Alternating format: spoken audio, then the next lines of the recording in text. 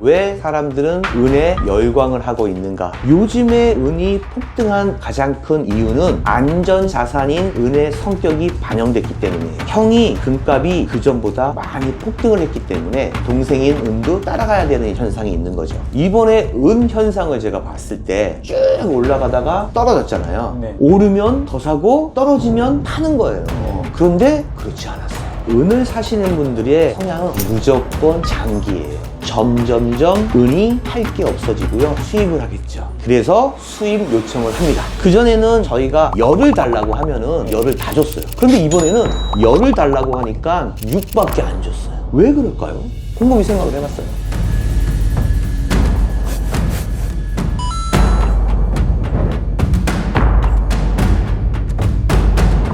왜 우리나라 그 김치 프리미엄 있었죠? 네, 맞아요. 그때 막, 와, 한국 대단하다. 걔네는 무슨 코인도 김치 프리미엄이 있다 그러고, 네. 환율에도 김치 프리미엄이 좀 네. 섞여 있었다고 하더라고요. 네. 근데 이번에는 금하고 은에도 김치 네. 프리미엄이 있어? 쟤네 뭐야? 정체가 뭐야? 네. 진짜로 우리나라가 이 국제 시세보다 금값하고 은값이 이렇게 높았어요. 네. 12%, 15%까지 올랐다니까요. 근데 어떤 사람들은 이걸 거품이라고 얘기를 하더라고요. 거품. 네. 물론 거품일 수 있습니다. 그런데 저는 이걸 곰곰이 생각을 해봤어요. 네. 김치 프리미엄.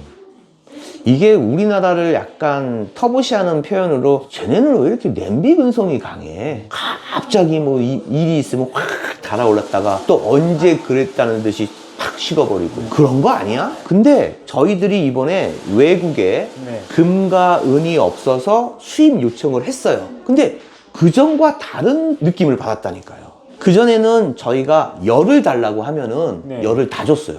장사니까. 그런데 이번에는 열을 달라고 하니까 6밖에 안 줬어요. 은은 더 심했고요. 네. 왜 그럴까요? 곰곰이 생각을 해봤어요. 이거는 우리나라에서 우리나라 국민들에 대해서 말씀을 드리는 건데 우리나라가 어떤 나라예요? 우리나라 대단한 나라예요. 진짜 네, 그렇잖아요. 네. 그러니까 뭐 삼면이 바다고 위에는 못 지나다니는 섬나라인 우리나라고 자원도 없는 나라. 그쵸, 그쵸. 이 나라에서 오직 살 길은 기술이에요. 네. 그리고 또 뭐가 있냐면 인프라예요. 우리나라 그 인터넷 보급률 네네. 그리고 정보통신 분야 모든 인프라가 조성되어 있는 나라가 극히 드물어요. 제가 알기로는 우리나라가 아마 시범 국가일걸요. 미국에서 어떤 새로운 혁신적인 기술이 발달되면은 우리나라에서 처음 실험을 해요. 실험이 아니죠. 시험을 하는 거예요. 시험. 네네네. 왜 그래요? 인프라가 구축된 나라에 영화도 마찬가지예요. 네. 옛날에 영화는 혹시 우선 내가 딴 길로 가면 좀 네네. 제어를 해주세요. 요거까지만 할게요. 네. 영화를 갔다면 개봉을 갖다가 우리나라에서 하는 게 자꾸 늘어나요. 아, 맞아요. 첫 개봉, 전 전 세계 세계 최초 개봉. 그래요. 맞아요. 그런 거 많아요. 그게 뭐냐면 우리나라의 지식 수준도 높고 인프라 형성이 잘 돼 있고요. 카카오톡이며 네이버인가요? 네. 포털 사이트 이런 거를 구축한 나라가 그렇게 없어요. 맞아요. 전 세계에서 구글이 1위가 아닌 나라가 몇 나라 없는데 그 중에 하나가 우리나라. 그러니까요. 네. 그런 나라 국민들이 네. 금하고 은을 사재기 시기로 샀다. 이게 그냥 외국에서 봤을 때는 그냥 쟤네 왜 그래? 이게 아니라니까요. 쟤네가 저러는 이유가 도대체 뭘까 곰곰이 생각을 해본 거예요. 그 여파가 일본도 난리 났었잖아요. 뭐 인도도 난리 났었고요. 네. 그러니까 이런 현상들을 외국 시각으로 봤을 때 뭔가 있을 것이라고 생각하는 거예요. 그래서 10개를 줄 거를 6개만 주는 거예요. 네. 야, 이거 더 오를 것 같은데? 그리고 우리나라에서도 금과 은을 사재기 할 정도의 이런 열풍이 불 수도 있는 거 아니야? 네. 라고 제가 생각을 했습니다. 네. 이게 뭐 나타난 건 아니고요. 네. 그냥 제 생각인데, 그런 와중에 금은 네. 비행기로 와요.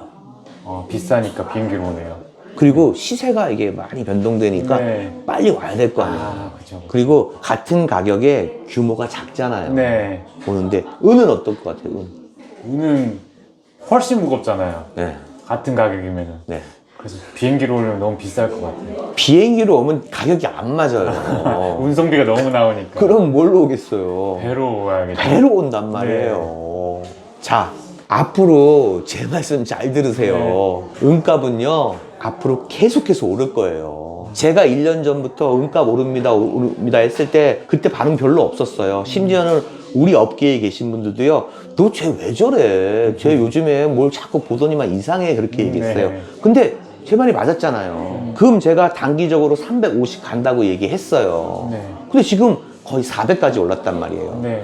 그 다음에 가격은 얼마인 줄 아세요? 그 다음에 가격은 700만 원이에요. 우성 씨, 네. 우리 갖고 있는 저 음바 하나 네. 700만 원. 우리가 여기에 종사하면서도 약간 그런 느낌 들지 않아요? 네. 왜냐면 저는 여기 처음 일할 때 네. 100만 원 초반대, 중반대부터 봤으니까 그러니까요. 700만 되면 진짜 놀랄 것 같아요. 그쵸. 그렇게 얘기하면 7배인데. 네. 그러면 어떤 분 또 그러죠. 아이, 저 사람 또 허풍이네. 자, 그때 제가 350만 원 간다고 했을 때도 사람들이 믿지 않았어요. 네. 단호 얘기하겠습니다. 700만 원 갑니다. 그 은 1kg가 700만 원이 간답니다. 사실 그 위에 패턴도 또 있긴 있는데 네. 700만 원 갑니다. 그러면 언제까지? 당신이 얘기하면 뭐 한 10년 있다 700만 원 누가 얘기 못해. 아닙니다. 저는 길어야 3년입니다. 3년 안에 은 1kg 700만 원 갑니다. 예. 그때 당시에 또 만약에 제가 여기 영상을 찍을 수 있는 네. 기회가 꼭 있겠죠. 그때 당시에 저는 그때는 어깨에 여기다 벽돌을 한 7장 깔겠습니다.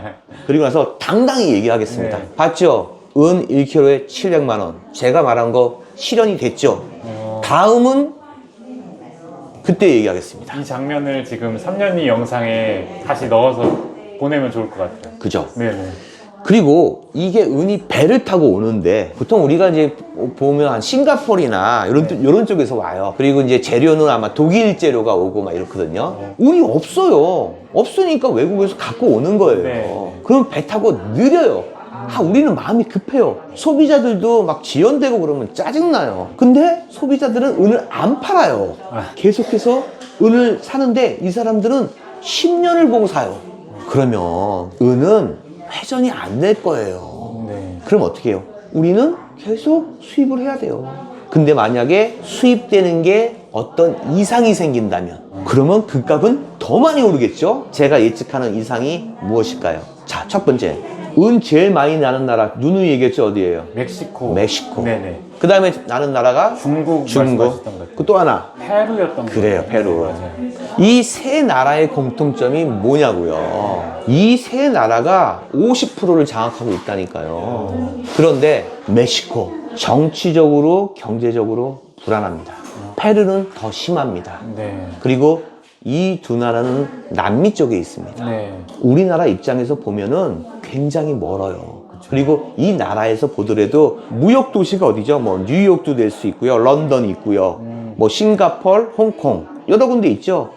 거기에 있는 은이 이동을 할 거 아니에요. 네. 그리고 중국은 공산주의 국가예요. 예를 들어서 그 나라에 어떤 혁명적인 일이 생긴다든가 정치적으로 이슈가 발생됐을 때 수급이 불안전하다. 네. 자, 멕시코, 페루 여기에 아주 먼 나라, 이 나라에서 뭐 정치적으로 경제적으로 문제가 생기면 수급이 불안전하다. 네. 그럼 은값이 어떻게 되겠어요? 걱정할 수밖에 없겠죠.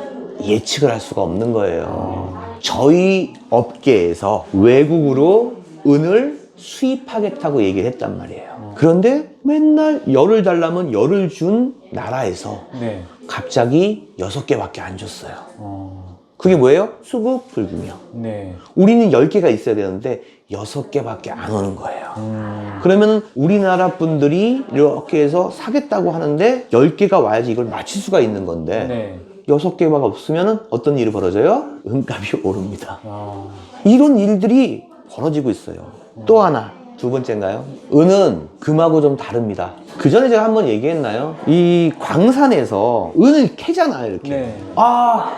은맥이다! 은봤다! 그런 얘기 들어봤어요? 아니요, 못 봤어요. 못 들어봤어요. 네. 은은 혼합물이에요.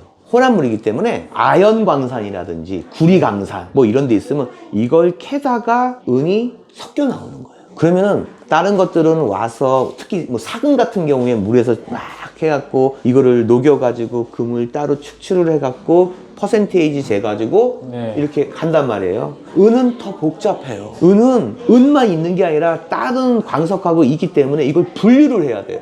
네. 분류를 하고 은이 싸잖아요. 금은 비싸니까 기계가 좋은 걸 쓰고 네. 생산 과정 라인이 좀 좋지요. 그리고 거기에 가는 길도 좀 좋게 뚫어서 신속하게 대처할 수가 있는데 이 은광산은 또 그렇지가 않아요. 기계도 좀 그렇고 거기에 나오는 설비 시설도 좀 그렇고 네. 교통도 좀 그렇고 이게 복합적으로 얘기하면 뭐예요? 불균형. 네, 예측하기 어려운 과정이 길어요. 당장 은이 없어서 못 파는데 벌써 생산해내는 광산부터 느리단 말이에요. 네. 그리고 또 이거 오면요, 정제 작업, 재련. 아 그렇죠, 재련, 네네. 정련. 네.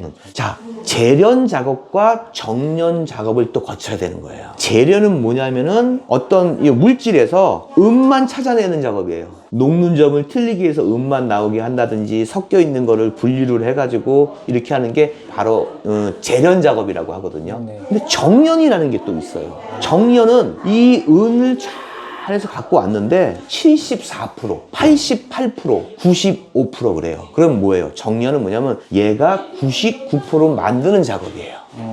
제가 이 얘기를 왜 하냐면은 그만큼 은이 탄생되기까지의 과정이 길고 험하다는 거죠. 네. 그리고 세 번째, 페루 있잖아요. 네. 그리고 중국 있잖아요. 어디는 뭐 은 광산이 없겠어요? 있어요. 있는데 특히 이 나라들에 있는 은 광산들은 최대한으로 캐내는 거예요. 그리고 되도록 빨리 캐내려고 노력은 하고 있어요. 네. 그 이유가 있어요. 뭐냐? 보통의 이런 광산들이 있죠. 광산들. 네, 네. 광산들에 들어가서 뭐 금, 석탄, 아연, 은, 마그네슘, 네. 가스, 석유 이런 거는 캐내는 거잖아요. 네. 광산이 존재해요. 그런데 캐내는 과정에 손실이 어마어마해요. 특히 그 산에 가는 교통망, 최소한 트럭은 올라가야 될 거 아니에요. 그렇죠. 그럼 어떻게 해요? 자연을 훼손하게 돼요. 나무들 다 베고 땅을 다지고 탄탄하게 했는데 그 무거운 대형 트럭이 가려면 땅이 어때야 되겠어요? 엄청나게 단단해야 돼요. 네. 그러면 트럭이 왔다 갔다 할 수 있는 도로를 확충해야 돼요. 그러면 산림이 훼손이 되죠. 그리고 이 모든 작업이 다 기름이 들어가요. 석탄도 들어가요. 네. 그럼 뭐예요? 환경 오염이에요. 이 환경 오염이 어마어마하게 심각하죠. 그래서 막 석탄하고 막 그러면 네. 뭐 미국에서 중국 깔 때 네. 너희들은 이 재래식 석탄을 아직까지 쓰고 있어? 하늘이 오염되잖아. 제재해. 네. 이 광산들도 마찬가지예요. 이걸 캐냄으로 인해서 거기에 대해서 이 환경이 많이 훼손이 돼요. 네. 그리고 또 결정적인 거는 수질이 오염된단 말이에요. 그것 굉장히 심각한 네, 거예요. 네. 그러니까 광산이 있어요. 이 광산인데 은이 나오는 거예요. 그럼 첫 번째는 여기를 캐는 것이 타당한가? 채굴비가 은을 많이 채취하는 거에 비교를 해서 여기는 해도 되는 건가가 가장 중요하겠죠. 네. 그 다음에 정말 힘들 거예요. 여기를 허가받아서 여기에 있는 은을 캐내는 이 작업이 보통은 못해요. 아까 얘기했잖아. 도로, 수질, 산림, 환경 여기에 대한 것을 나라가 가만 놔두겠어요? 허가받는데 엄청날 거예요. 힘들어요. 네.